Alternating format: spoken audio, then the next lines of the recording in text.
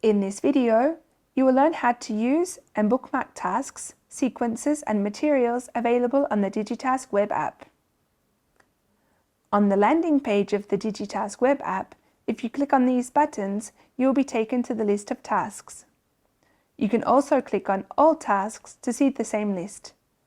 For a list of sequences, you can simply click on All Sequences to view the list, and for a list of materials, you can simply click on All Materials to view the list of materials available on the Digitask Web App. To use and bookmark existing content on the Digitask Web App, you might first want to take a look at the details of the tasks, sequences and materials.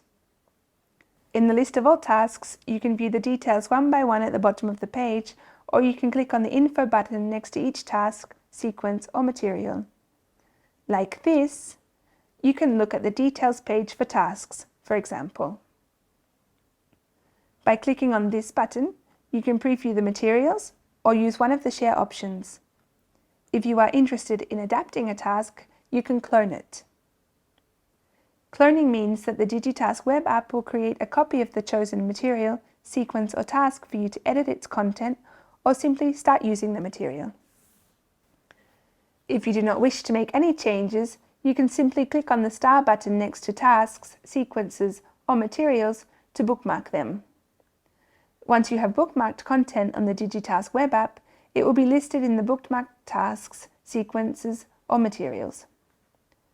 Clicking on the Bookmark button, you can also organize sets of bookmarks of tasks, materials or sequences.